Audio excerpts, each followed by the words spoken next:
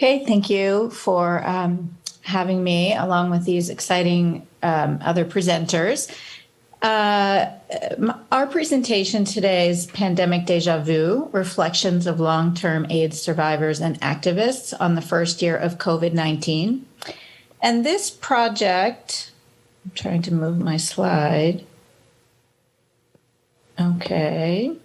And here are my team members. I had 4 students at the University of Southern California School of Social work with me on this project, and Jorg Fockley is our filmmaker through the National AIDS Memorial. We have no relevant financial relationships with any companies to disclose. But for some background on this project, this emerged from my work on the board of directors with the National AIDS Memorial. Each year, we produce a short documentary through our Surviving Voices program. We create 10 to 12-minute documentaries on communities who have been impacted by HIV and AIDS, whose stories have not often been told. And all of these documentaries are available for free on our website if you wanted to look at them. In 2020, in early 2020, we were getting ready to begin collecting our interviews and filming for our Surviving Voices program. But then in March, shelter in place halted all of that for all of us in the Bay Area. So within the storytelling community, we made the decision in April 2020 to reach back to previous participants and interview them over Zoom to learn about their experiences sheltering in place. We interviewed 52 people in total, with 8 countries represented. 61% were male. And what we ended up doing were very kind of informal, semi-structured interviews over Zoom.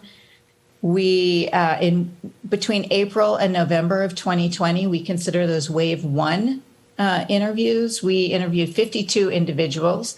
Then we circled back to a smaller subset of those individuals in 2021 to check in and see how people were doing 1 year into the pandemic.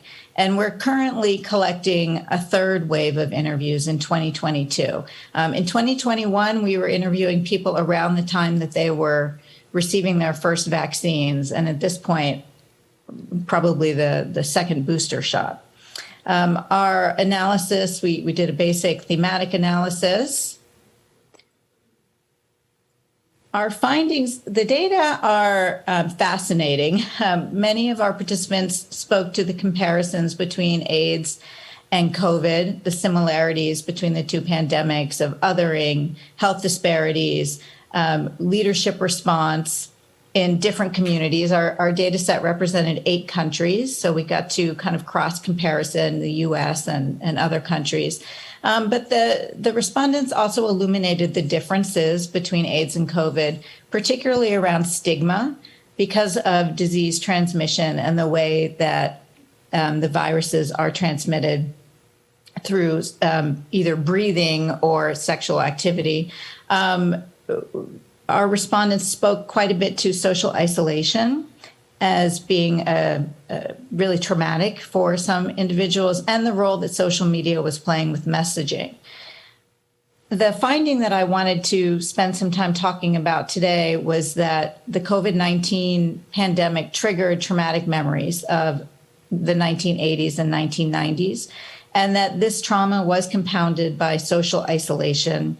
There was also an expression of anger and frustration about how things could have been different and what lessons should have been learned that were not learned from the past.